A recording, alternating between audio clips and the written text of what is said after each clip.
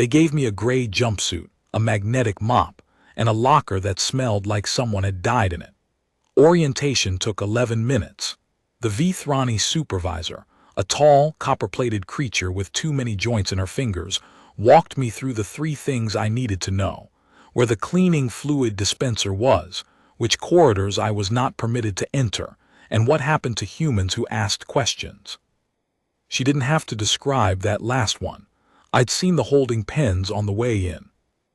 My name is Dario Vance, 34 years old, former structural systems technician for the Meridian Deep Space Relay Network.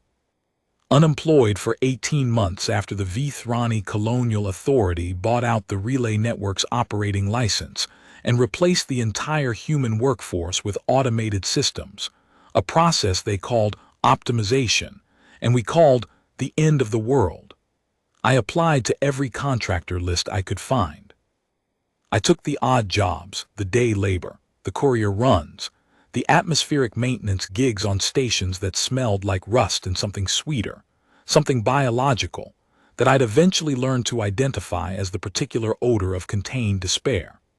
I spent 3 months living in a transit hostel in the outer relay hub, sharing a bunk room with 7 other humans and one Gret Holly dockworker who snored like a freighter engine and whom I grew genuinely fond of. Then I saw the posting. Environmental Services Technician, Grade 4, assigned to Vithrani Processing Station Kesh 17, orbital platform positioned in the L4 zone of the Vithrani Protectorate's innermost colony world, room and board included, contract term 12 months, renewable. I applied.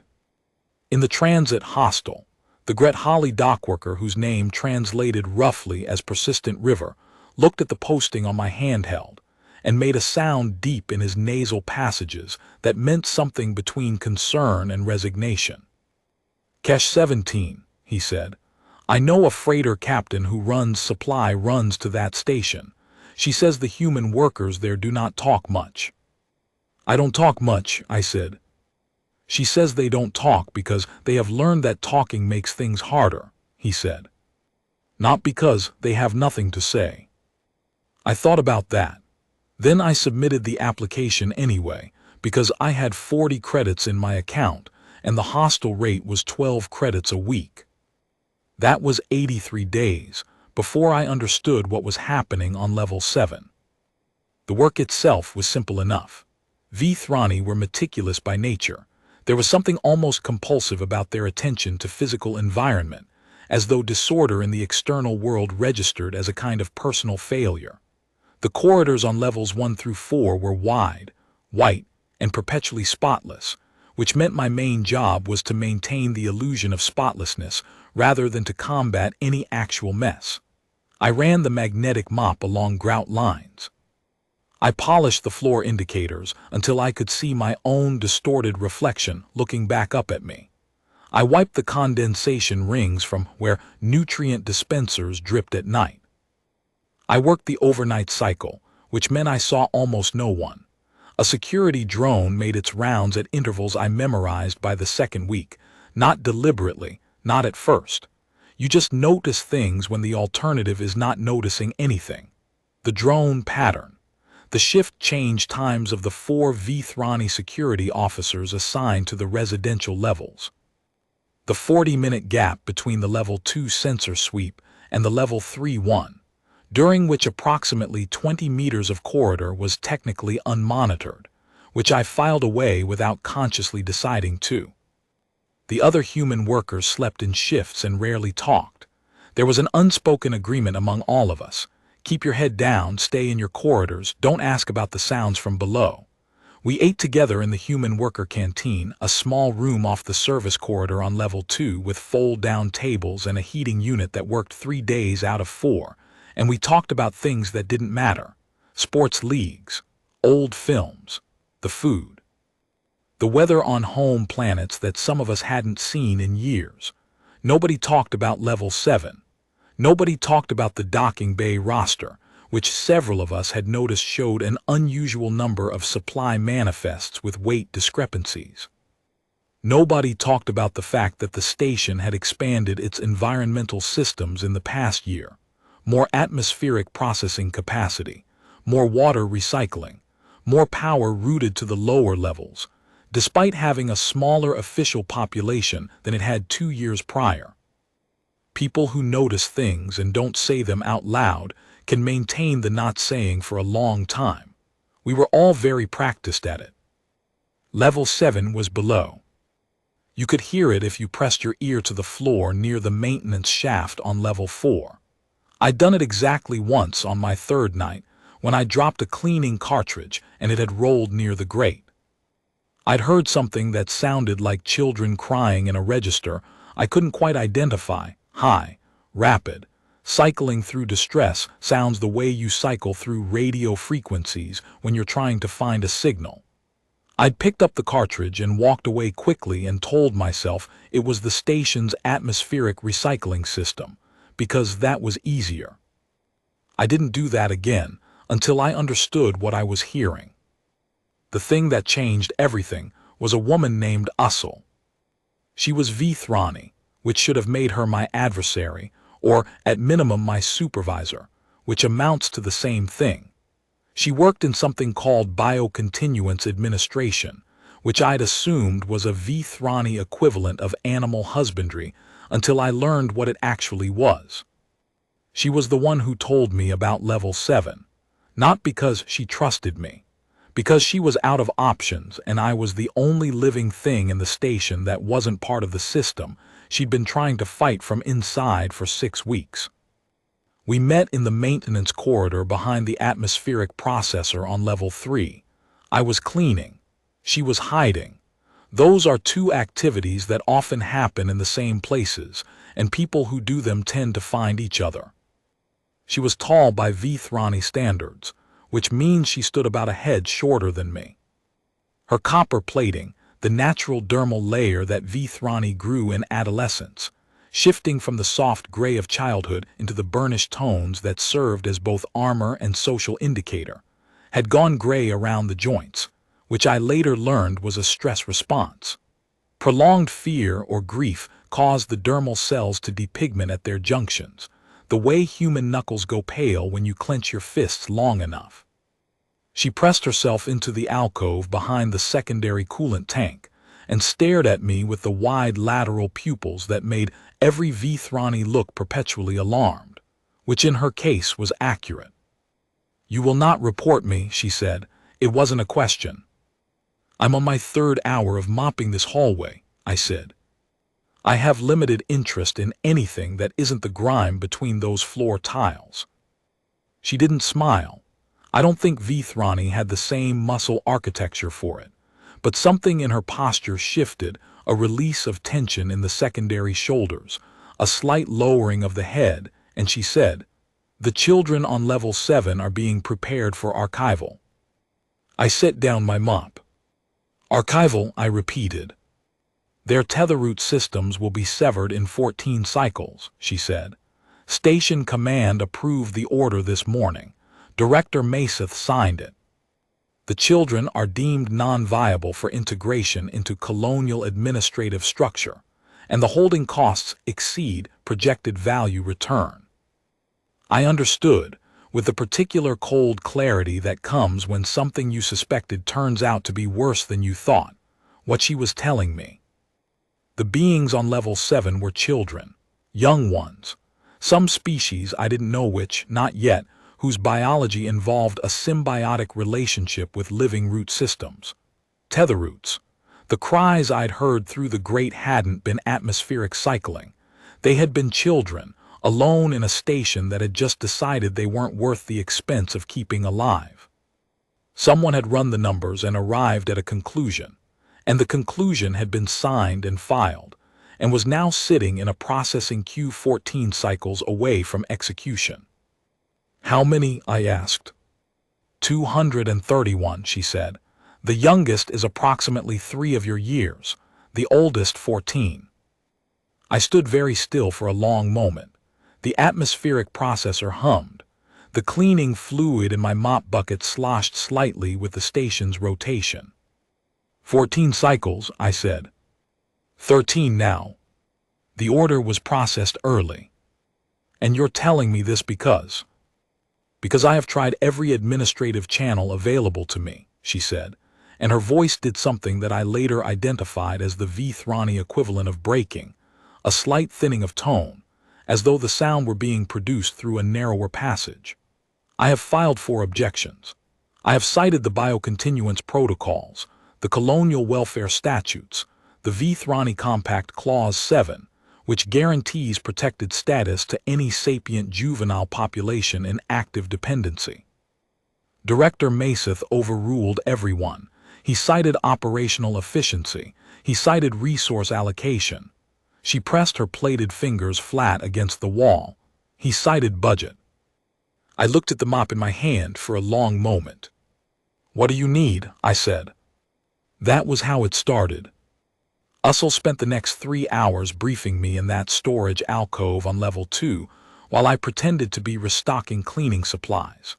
She spoke in a low, rapid voice, and I listened the way you listen when every word is load-bearing, when you know that forgetting a single detail might matter later in ways you can't predict yet. The children on level 7 were Sohari, a semi-nomadic species from a system the Vithrani Colonial Authority had absorbed 8 years ago, which in practice meant conquered and renamed. The Sohari were bipedal, roughly humanoid in overall shape, with root vein networks running just below their skin, visible as a tracery of pale branching lines, especially in the young, that connected to living nodes, organic structures about the size of a large grapefruit that the children needed to survive. The nodes produced a specific biochemical compound that young Sohari couldn't synthesize independently until they reached maturity, somewhere around 16 of their years. Without the nodes, they could survive for perhaps 48 hours. With the nodes in proximity but disconnected, which was the current arrangement, the timeline extended somewhat, the body going into a conservation state, but the compound reserves were depleting. Some of the older children, Ussel said, had been without reconnection for so long that she had begun to see the early signs of biochemical cascade failure. The children had been separated from their home grove and brought to Kesh 17 as part of a colonial relocation initiative that had, in practice, been a detention operation.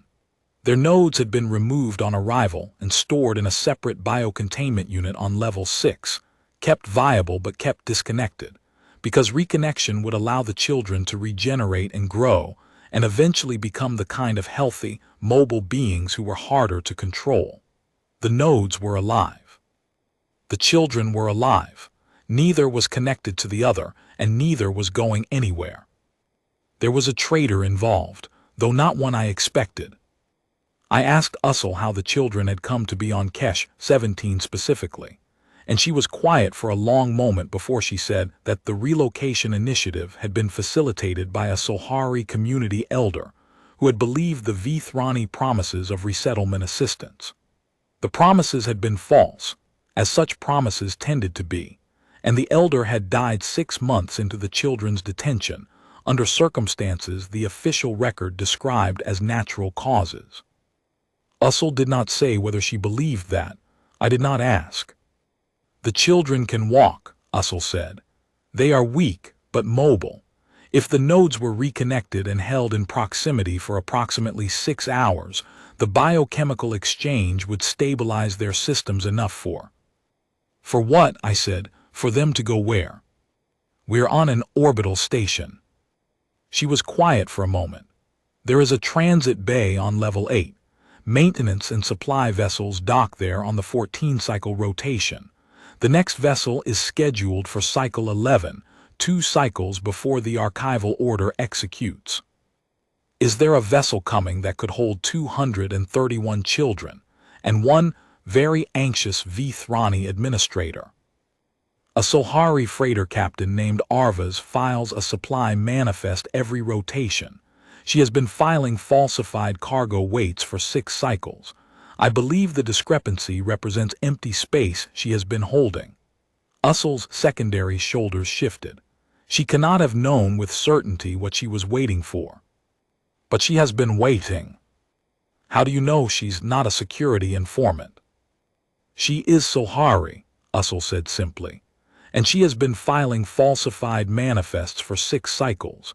Informants do not usually commit document fraud before they have anything to inform on. That was a fair point. I have not been able to contact her through official channels without triggering a communications review, Usul continued. Any message I send to a docked vessel goes through the station communications log. Director Maseth has a standing flag on my communications following my 3rd objection filing. I thought about that. But maintenance workers, I said, have access to the physical docking interface terminals to run diagnostics, not communications, diagnostics, which generate maintenance confirmation signals to the docked vessel as part of the standard check protocol. Usul looked at me. You have access to level 8, she said. Grade 4 environmental technician. I have access to every level below command. I turned back to my cleaning supplies and began stacking them with deliberate calm, including level 7. She was quiet for a moment. They will review your work logs, she said. Any deviation from your assigned corridor. I work the overnight cycle. Log review happens at the shift change, which is 6 hours after I clock in. I have a 3-hour window in the middle of my shift where the review lag means I am, effectively, unobserved. I turned back to her. Show me the layout of level 7. She did. I went back to my corridor and mopped it until my shift ended. In my bunk, with the lights out and the station doing its patient rotation and the other workers breathing around me in the dark, I ran through everything Usul had told me. The layout, the lock types, the biocontainment unit, the docking schedule. I had 3 days. The thing about being invisible is that it requires maintenance, the same way a clean corridor does. You have to actively sustain the appearance of not mattering. In the canteen the next morning, I ate my meal and talked to my bunkmate Petra, a short, careful woman from a colony in the Outer Rim who had been on Kesh 17 for 2 years and never once asked a question that might complicate her life, about a sports league final she'd been following. She said the results had been announced while she was sleeping. She was sad about it. I said I was sorry. None of it was false. The sports league result was real, and she was genuinely sad about it. That's the thing about maintaining invisibility. The best performance is mostly just showing up and being real about the things that don't matter.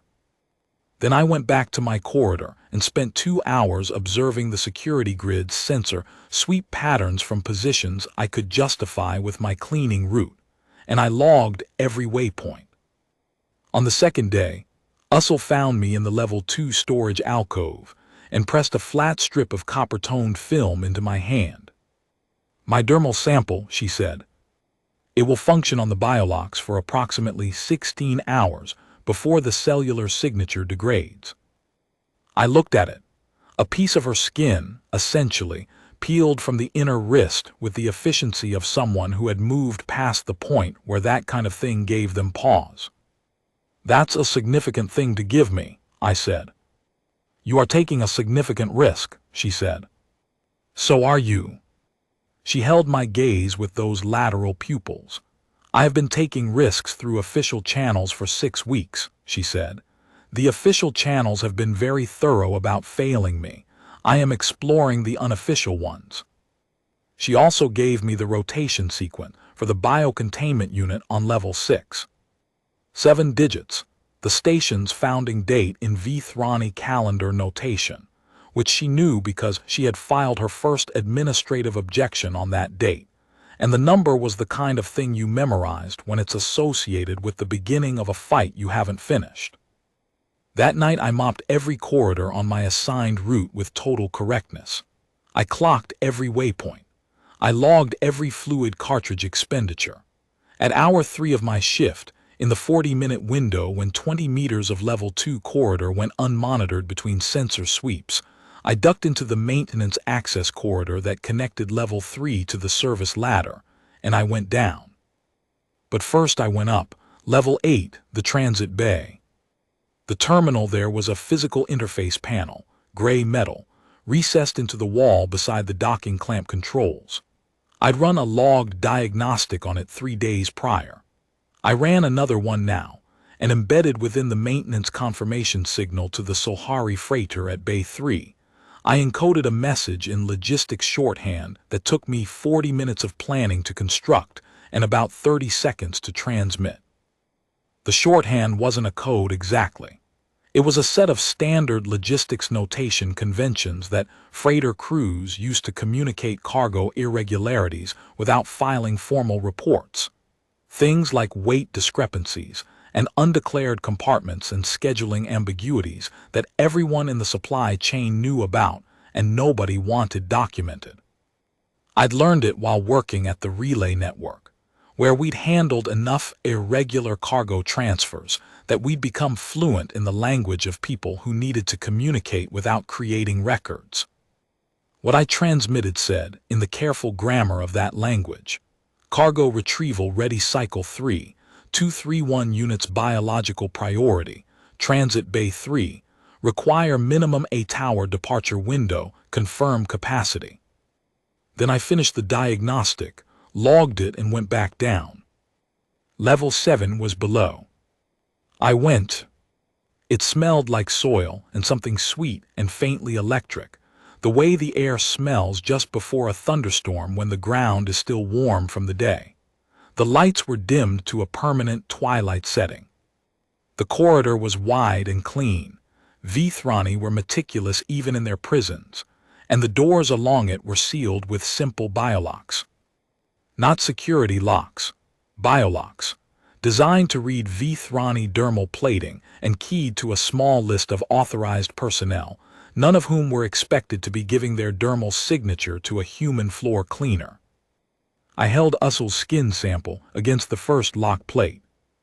The door opened. The room held 12 children. They were small. The oldest might have been 9 or 10, sitting against the wall, watching me with wide lateral pupils that had the particular flatness of eyes that have been frightened for too long to stay sharp. The root vein networks I'd read about were visible beneath their skin, pale and branching, and where they should have terminated in the node socket points, small dimples at the sternum, the wrists, the base of the throat, there was nothing. Empty housings. They looked like electrical ports with the cables pulled out. The youngest was curled on a sleeping pad in the corner. She was perhaps 3 years old. She had the round, slightly oversized head of very young children across a number of species, and when she looked up at me, she made a sound I felt in my chest before I processed it with my ears. Not crying. Something more resigned than crying. The sound of something small that has been waiting for a long time and has not yet decided whether the wait is over. I had 12 minutes before I needed to start back toward my logged route. I said in standard Vithrani trade lingua, "My name is Dario. I'm going to get you out of here. Not tonight, in 2 nights. I need you to tell the others. Can you understand me?" The oldest one nodded. Her trade lingua, when she spoke, was careful and formal, the way children speak a language they were taught by rote rather than raised in. "We understand," she said. "Do you know where they keep the nodes? I didn't know the Solhari word. I touched my own sternum, then the empty socket points on her wrists. She understood. She pointed upward. "Level 6, 1 level above." "2 nights," I said. "Be ready to walk quietly, all of you." She looked at me for a moment with that managing face. Then she said, "How many are coming for us?" "1," I said. She processed that. "Okay," she said. I left. I climbed back up. I logged my waypoint and mopped the same corridor for the 3rd time that shift, and I did not think about the youngest one's sound until I was back in my bunk and the lights were out, and then I could not think about anything else. The next day I visited the Level 8 docking interface terminal again, and found that the Solhari freighter had responded through the maintenance channel with a confirmation code that meant, in logistics shorthand, "Capacity confirmed, standing by." Captain Arvas had been waiting for exactly this signal for 6 cycles. She'd known or guessed or hoped, and she'd held the space anyway, and now she was answering. I also spent an hour that day in the station library reviewing the Vthrani Colonial Communications Protocol documentation, which was 700 pages long and freely available to all personnel, including Grade 4 environmental technicians, because nobody expected a floor cleaner to read it. I was specifically interested in the security grid management subsection and its associated firmware documentation, which I had technically already reviewed during my logged diagnostic sessions and which I was now reviewing in more detail. The grid ran on a centralized management system. The management system had a firmware rotation cycle. It refreshed its operational parameters every 6 hours, a standard practice that prevented the kind of software drift that accumulated in long-running systems. The rotation cycle created a brief window during the refresh process, where the grid's sensor logs were temporarily suspended. This was a known and documented vulnerability.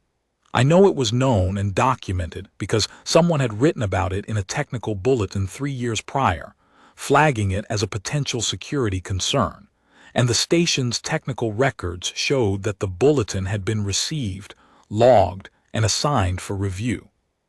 The review had never been completed. I wrote a note about this in the diagnostic log I'd been maintaining during my Level 8 terminal sessions. The note was dated the morning I found it in the technical bulletin, which was the same morning Ussel had given me her dermal sample. I wrote it carefully and specifically, in the format of a legitimate diagnostic observation, and I made sure it was time-stamped accurately. Then I went back to mopping floors. Cycle 3, my night. I started my shift at the usual time. I logged my first corridor waypoint. I polished the floor indicator panel on Level 3. I logged the second waypoint. I restocked a cleaning fluid cartridge at the dispenser on Level 2 and logged the transaction. At Hour 3, in my window, I stepped into the maintenance access corridor and I went down. Level 6 first.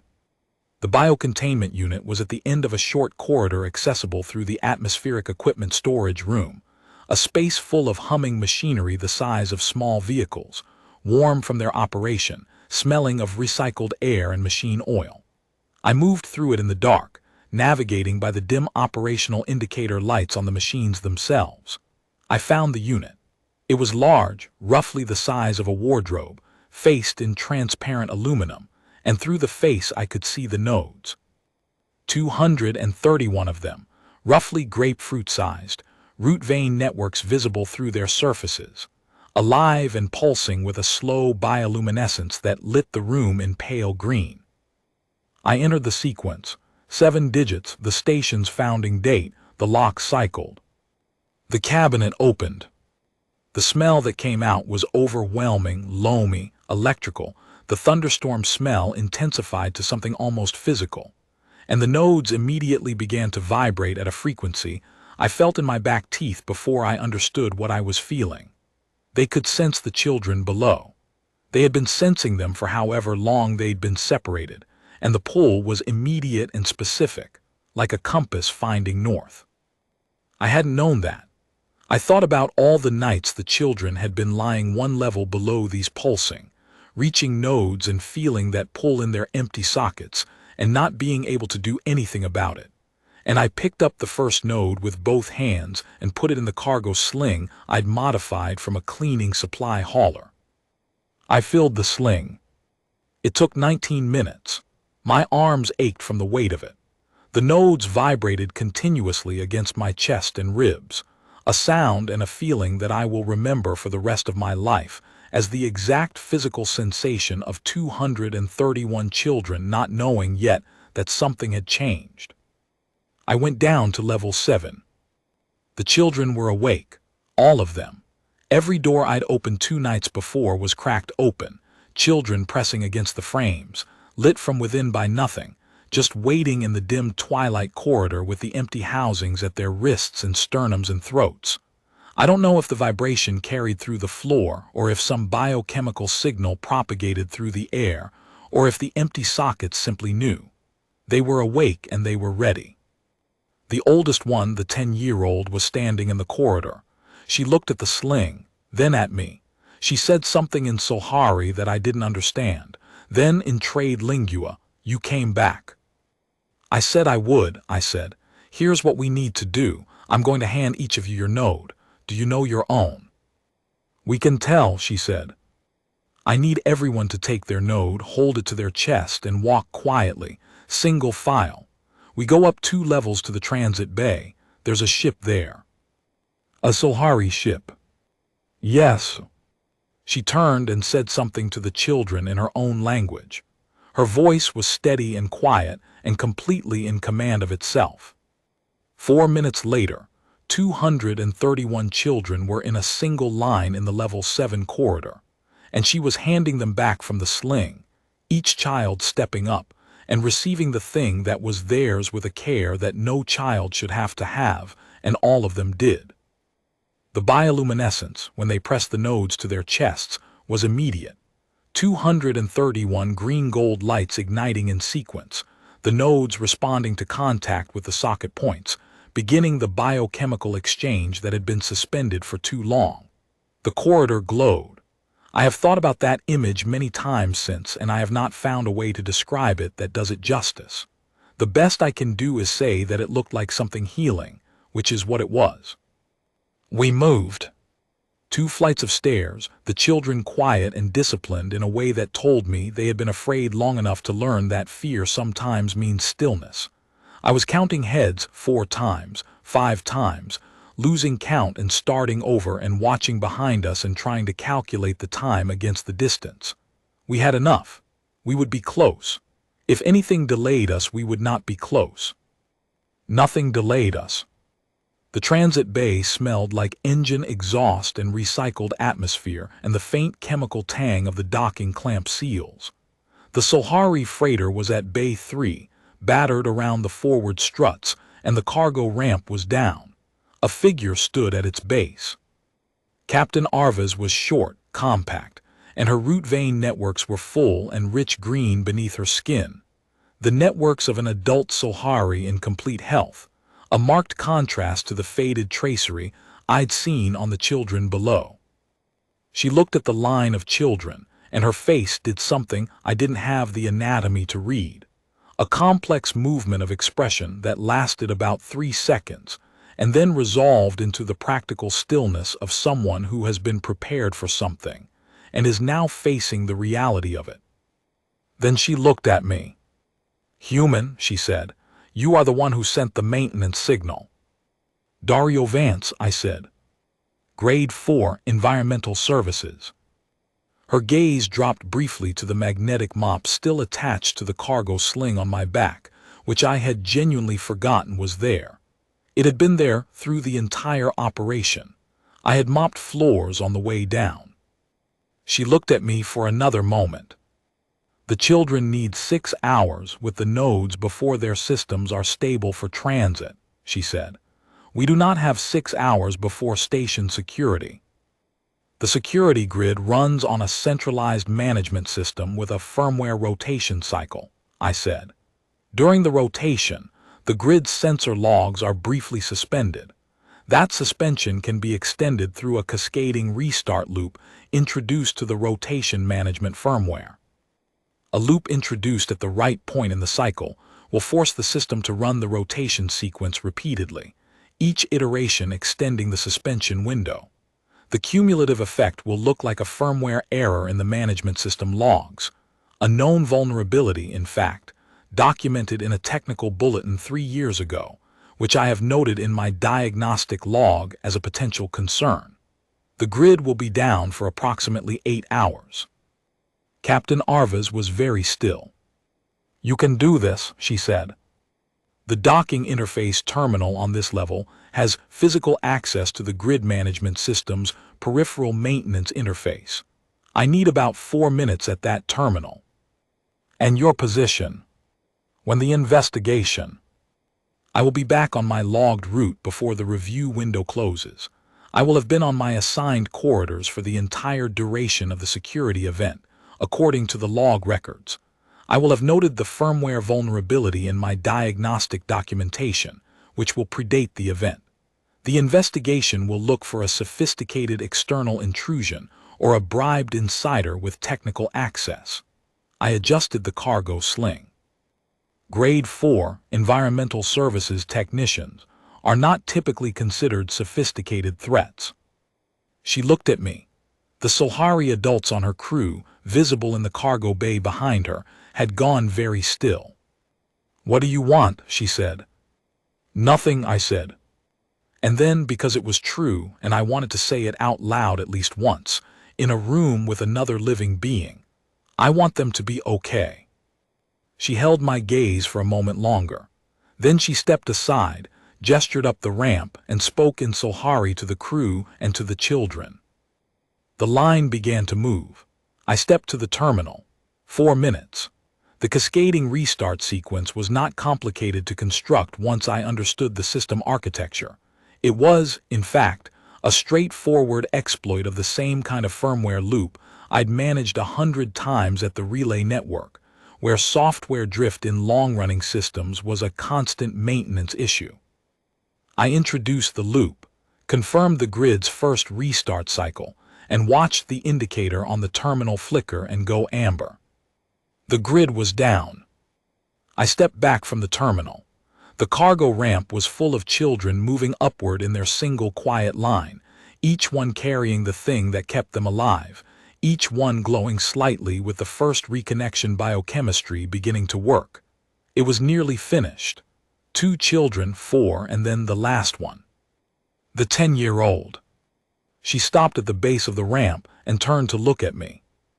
"What is your name?" she said.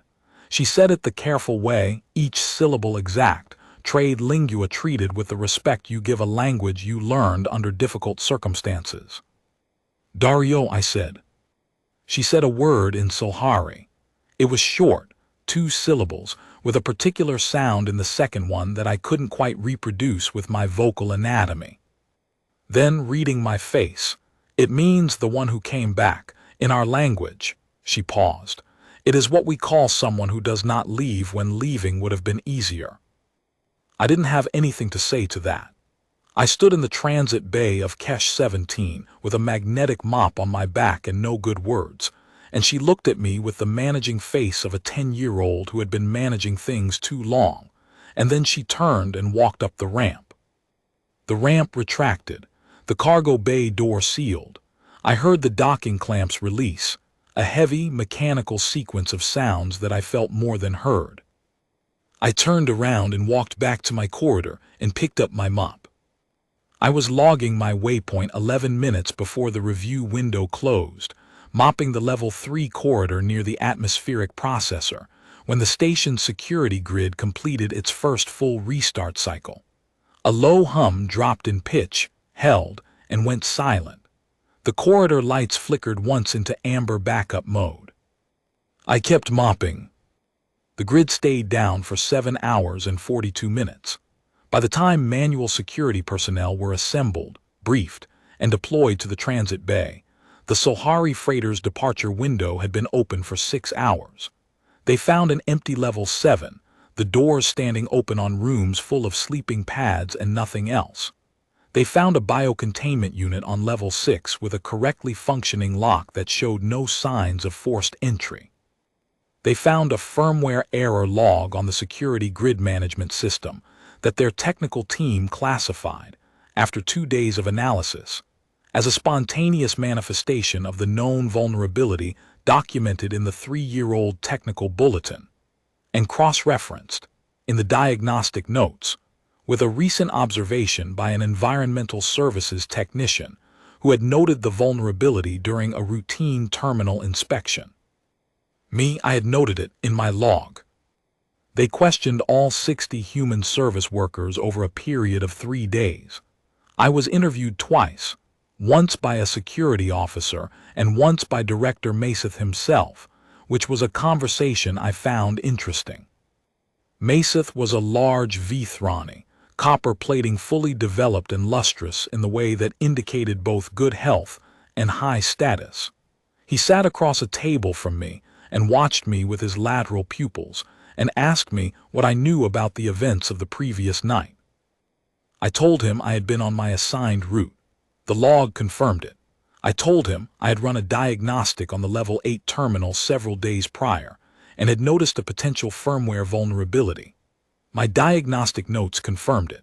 I told him I was sorry I hadn't escalated the vulnerability observation sooner, but that Grade 4 environmental technicians didn't typically interact with the technical systems team, and I hadn't been sure what the proper reporting channel was. He looked at me for a long time. "Your work record is very clean," he said finally. "I mop floors," I said. "You want a clean record, you don't spill anything." He let me go. The investigation ran for 6 weeks. Ussel was questioned multiple times. Her 4 objection filings were already in the official record and couldn't be removed, which she had known when she filed them. That was, I understood later, partly why she had filed them. Whatever happened, whatever they decided about her, the record showed that she had tried through official channels. The investigation ultimately concluded that the children had been removed from Level 7 by an unknown external party with inside knowledge of station systems, most likely through bribed technical contractors. 3 specific contractors had their access terminated. New biocontainment security protocols were recommended. The investigation did not find a human mop operator. Ussel was reassigned. I learned this through the ordinary station rumor network, which was mostly reliable for facts and completely unreliable for interpretation. She was moved to a biocontinuance administration post in a different station, not a demotion exactly, but a transfer that put her far from Kesh 17 and far from Director Maseth. I thought about what she'd said in the alcove, that she had contacts at the Colonial Welfare Review Board. I hoped she made it there. I worked my route. I mopped my floors. I was diligent and thorough and correct, and I finished my 12-month contract and left Kesh 17 on a standard transit vessel with a clean employment record, and a reference from the Environmental Services Coordinator that called my work consistent and protocols compliant. The Gret Holly dockworker named Persistent River was no longer at the transit hub when I came back through. Someone else was in the bunk. I didn't ask. I heard what happened to the children 8 months later, through a chain that began with a maintenance signal I received on the relay post where I'd found work. The signal was routed through 3 different docking terminals before it reached me, and the notation was in standard logistics shorthand, and what it said was, "Cargo delivered, units viable, destination stable, thanks extended." 231, all of them. I sat at my workbench in the relay post for a while after that. The post was a small installation, 6 humans, 3 Gret Holly, 1 Vithrani communications specialist who kept to herself and made excellent coffee, and did not ask about anyone's employment history. Outside the viewport, the relay antenna array rotated slowly, sending and receiving signals, doing the quiet, patient work of keeping distant things connected. The data chip from Sierra arrived 6 weeks after that. Through the maintenance channel, because that was the only channel we had. Ussel had forwarded it from a contact at the Colonial Welfare Review Board, who had received it from a Sohari settlement administrator, who had received it from Captain Arvas, who had received it from a 10-year-old who had asked her to send it. The chip held a single Sohari word, rendered in root vein script. I had it translated by the station's language archive. The translation was what Sierra had told me it meant that night in the transit bay, the one who came back, but the language archive added a note. In formal Sohari usage, the term was also applied to something specific in their biological context. The root vein networks of the Sohari, when severed and then restored, showed a particular growth pattern in the reconnection site. Stronger fiber, denser structure, more resilient than the original. The Sohari word for this phenomenon, the regrowth at the point of severance, was the same word. The one who came back. I put the chip in the inside pocket of my work jacket and went back to my relay maintenance. I've been at this post for 3 years now. I'm good at the work and they need someone good at it, and that turns out to be enough. I run diagnostics. I maintain the antenna array. I log firmware vulnerabilities when I find them. The Vithrani communications specialist, and I have a weekly routine where we play a card game she taught me and I explain cricket to her. And neither of us makes much progress on the other one's thing, and we both find this comfortable. Ussel submitted her documentation to the Colonial Welfare Review Board. I know this because the interim findings were published 14 months after the Kesh 17 incident, and I read them in the station library archive. A specific section referenced a pattern of administrative objections filed at multiple Colonial Authority processing stations by Vithrani biocontinuance personnel who had witnessed biocontinuance protocol violations. Ussel's 4 objections were the earliest on record. 3 other administrators at 3 other stations had come forward after the investigation became public. The interim findings recommended immediate review of all biocontinuance procedures at orbital processing stations and mandated a new oversight structure for any station holding sapient juvenile populations. I don't know how many children that changed things for. I know it wasn't all of them. It was never going to be all of them all at once. These things go slowly and imperfectly and with too much loss in the gaps, and the people who work on them do so knowing that's true and doing it anyway. What I know is this. There are 231 Solhari children who grew up. Who are growing up right now, on a settlement on the outer fringe, in a community that has enough autonomy to function and enough stubbornness to endure and enough recovering children that the settlement's biophysicians have apparently had to expand their practice considerably. Sira would be 14 now. Old enough, by Solhari reckoning, to begin the maturity process, the biochemical systems coming fully online.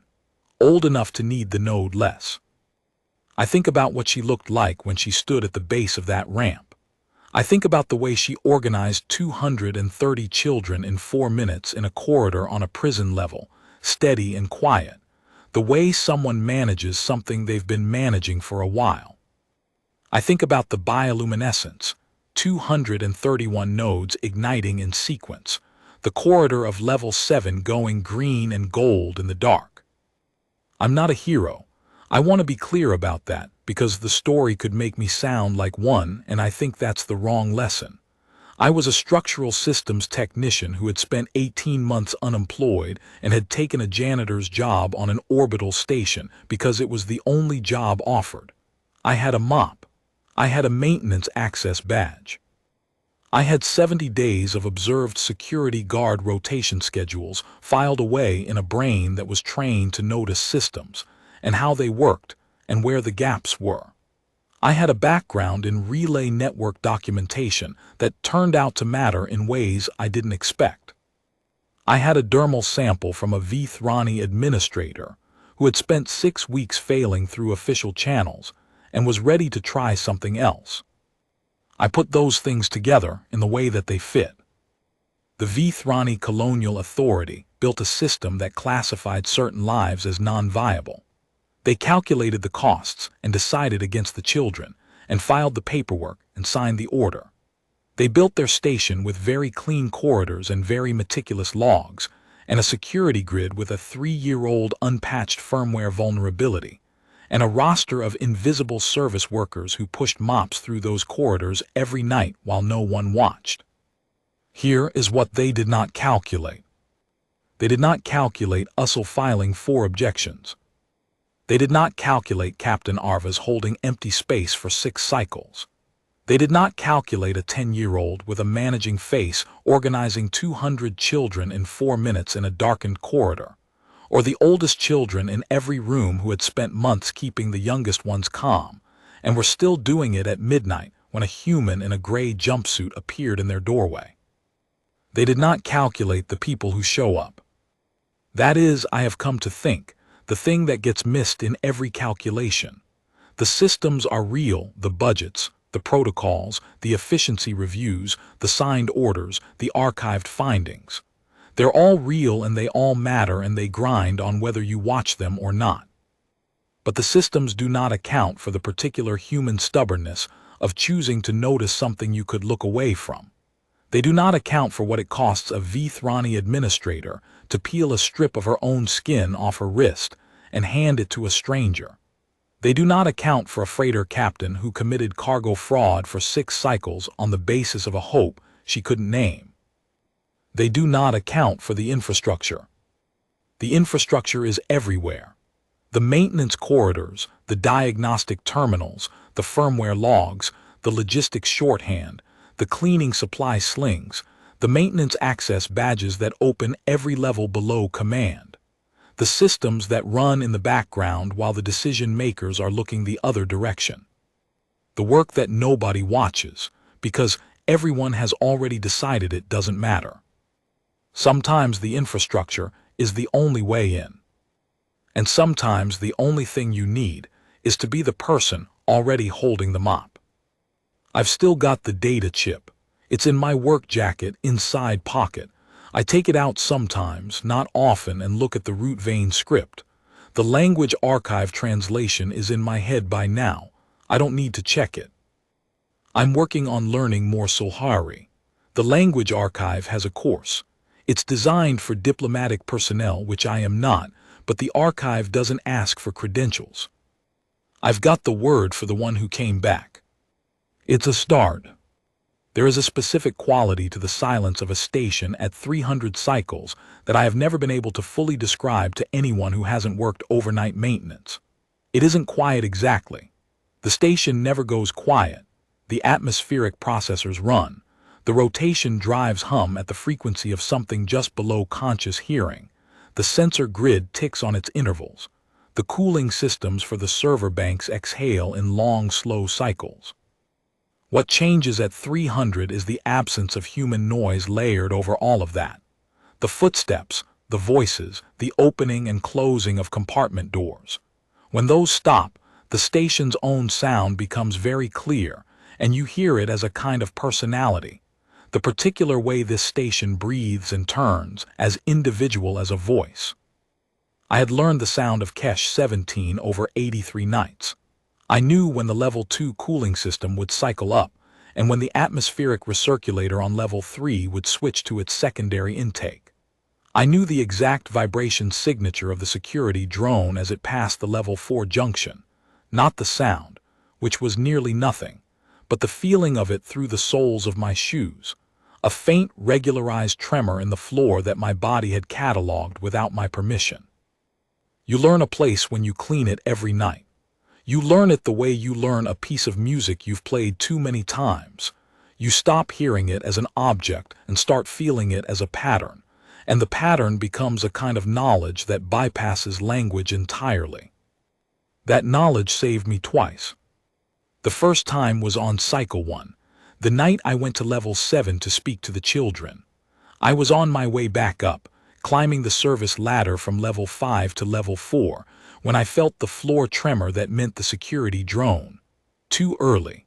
The drone wasn't due for another 11 minutes by my reckoning. I stopped climbing and pressed myself against the ladder housing in the dark, barely breathing, and the drone passed the level 4 junction 8 minutes early, which meant its schedule had been altered since my last observation. I adjusted my internal model of the rotation schedule. I climbed up after the tremor faded. I logged my waypoint 4 minutes late and added a note about a stubborn cleaning fluid residue that had required additional attention. The log accepted it without issue. The second time was on the actual night of the evacuation, not during the movement of the children, which went cleanly, but afterward. When I was back on my logged route and mopping the level 3 corridor and the security grid went down, I felt something change in the station sound before the amber backup lights came on.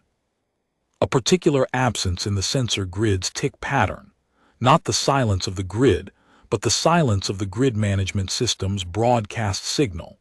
The subtle carrier wave I'd heard underlying everything for 80 days and had only identified by its absence in that moment. The management system had started its restart loop. I kept mopping. I logged my waypoint. I noted in my mental record that the carrier wave was gone, which meant the loop was running, which meant the freighter had approximately 7 hours before the grid came back online.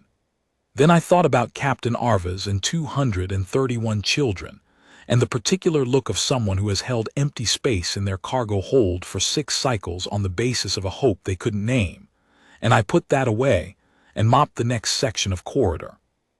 I think about that a lot, actually, the holding of space. There's a thing that happens in supply logistics when a freighter captain commits to holding capacity for a delivery that hasn't been confirmed yet. They absorb the cost. Every cycle that cargo bay is empty costs fuel efficiency and loading fees and opportunity loss. The rational calculation says you confirm before you commit. The rational calculation says you don't hold space for a delivery that might never come. Arva's held it for 6 cycles. I don't know what she knew or suspected or hoped. I don't know if she had contact with Ussel through some channel I'm not aware of, or if she had received some signal from the children themselves. Solhari communication methods were something I knew very little about, and the root vein networks were capable of things I hadn't learned yet. What I know is that, when I sent her the maintenance signal on Cycle 1, she answered within 4 hours with a confirmation code, and when I came through the transit bay door with 230 children glowing green-gold in the dark, the ramp was already down. She was ready. That's the thing about the people who show up. They are usually already there when you arrive. They've already done the preparation, already paid the cost, already committed on the basis of something that wasn't quite proof. You arrive with the delivery and the ramp is down because they've been standing at the base of it. I think about Ussel in the same way. 4 objections, each one filed with the full knowledge that it would be overruled, that it would be logged in her personnel record, that Director Maseth would flag her communications afterward. Each one costing something in the particular currency of being known as a problem. She filed them anyway. Not because she thought they would work exactly. She told me they hadn't worked, but because she understood something about systems that I've spent 3 years thinking about since. The official record is what the system uses to know itself. If the record shows that a Vthrani administrator filed 4 formal objections to a biocontinuance violation and was overruled 4 times, then that record exists. It can't be taken back. When the Colonial Welfare Review Board investigation opened 14 months later, Ussel's 4 objections were the earliest documentation on record. They were the beginning of the thread that, when pulled, unraveled something considerably larger. She was not wrong about official channels. She was just early. There was something else on Level 7 that I didn't talk about at the time and haven't talked about much since. It happened on Cycle 1, after I spoke to Sira and told her I'd be back in 2 nights and turned to leave. One of the other children, a small one, maybe 5 years old, a boy by the gendered conventions I was applying to a species I didn't understand well, was sitting against the wall near the door and watching me, not with the flat, frightened look of the others, with something more specific, more focused. When I turned to leave, he said something. 1 word in Solhari. He said it quietly and with total seriousness, the way a child says a thing they've been thinking about for a long time. I didn't understand the word. But Sira heard it and she made a sound, a Solhari sound, a rising tone, and looked at the boy. Then she looked at me. He says, she translated carefully, that you smell like the grove. I didn't know what that meant. I said so. She thought about how to explain it. Her trade lingua was formal and correct, and she was trying to use it to say something that didn't translate cleanly, which I could see in the slight pause she took between words. In our home, she said finally, the grove is where the root systems connect to the earth. When the weather is going to change, when it will rain, the grove releases a smell. Not a smell exactly, It is, she stopped. In trade lingua there is not a good word. It is the feeling of something that has not happened yet but is certain. I looked at the boy. He was watching me with those wide lateral pupils and the absolute seriousness of small children who have decided something is important. He smells that on you, I said. He says yes, Cyril said. I didn't know what to do with that. I've thought about it many times since. The most straightforward interpretation is that Solhari's sensory apparatus detected something in my biochemistry that day. A specific cortisol signature, maybe, or something related to the decision I'd made and the particular quality of attention that comes after a decision is made and before it's acted on. The feeling of something certain. The grove smell. Maybe that's it. Maybe Solhari children are simply very good at reading the biochemical signatures of resolve in other species, a skill that would be useful for any being whose survival depends on correctly identifying who, among all the beings they encounter, is actually going to do what they say. Or maybe it's something else, something I don't have the biology to explain or the language to name. Either way, I remember the boy's face clearly. The seriousness of it, the way he said the word as a statement of fact, not a question. Not are you going to help us, but this person smells like the rain that is coming. I wonder sometimes if he grew up remembering that night the way I remember it. If the moment lodged in him the way it lodged in me. If he is 12 or 13 now, on the outer settlement, root veins full and healthy, and if he sometimes tries to describe to someone what it was like to smell certainty before it arrived. I'd like to tell you that the colonial authority has been reformed, or that Director Maseth faced consequences, or that the specific constellation of policy failures that created Kesh 17 has been comprehensively addressed. I'd like to tell you those things because they're the things that should have happened. What I can tell you is that the board's interim findings led to a mandatory review of 43 processing stations in the colonial authority's jurisdiction, that the review found biocontinuance protocol violations at 11 of them, that 7 of those stations had pending archival orders for sapient juvenile populations that were suspended pending investigation. 7 stations suspended. That's not the same as resolved. Suspended means the order is on hold, which means the order still exists, which means the children are still in those stations and the question of their lives is still pending. Suspended is not safe. Suspended is a pause in a process that has not been stopped. But 7 stations, the order suspended, the children there for another day and maybe another after that. I'm not under the illusion that I caused that.